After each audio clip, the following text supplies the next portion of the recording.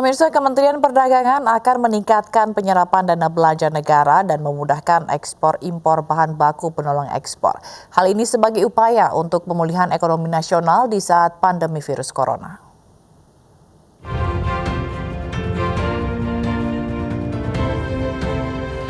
Rapat pimpinan Komite Penanganan COVID-19 dan Percepatan Pemulihan Ekonomi Nasional digelar di Kabupaten Bintan, Kepulauan Riau, pekan lalu. Sesuai hasil rapat, Kementerian Perdagangan akan meningkatkan pendapatan negara dan neraca perdagangan Indonesia dengan memprioritaskan ekspor barang.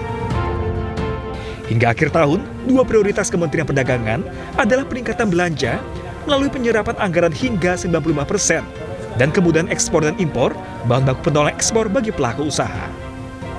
Sementara, upaya peningkatan ekspor telah dilakukan melalui Bangga Buatan Indonesia Pernak-Pernik Unik, akan digelarnya Trade Expo Indonesia secara virtual akhir tahun, serta pendampingan dan pengembangan ekspor produk UMKM.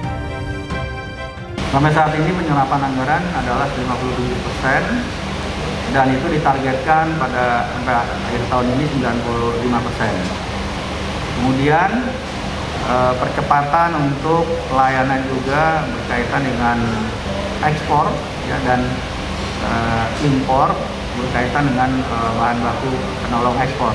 Nah, ini memang kita prioritaskan untuk mempercepat semuanya sehingga bisa memudahkan juga bagi para pelaku usaha. Kementerian Perdagangan juga membuka komunikasi dengan atasnya perdagangan Indonesia di luar negeri untuk membantu para buyer mengakses sistem pembelian barang ekspor Indonesia. Pelaku usaha pun akan dibantu untuk meningkatkan ekspor produk ke Amerika Serikat, Eropa, Timur Tengah, dan negara lainnya. Dari Bintan, Kepulauan Riau, Muhammad Olga, iNews melaporkan. Menghadapi pemilihan kepala daerah di Sulawesi Utara yang berlangsung di tengah pandemi COVID-19, Polda Sulut menggelar deklarasi pilkada damai dan doa bersama. Pasangan calon diminta untuk menjaga tahapan kontestasi berjalan aman dan lancar dengan menerapkan protokol kesehatan ketat.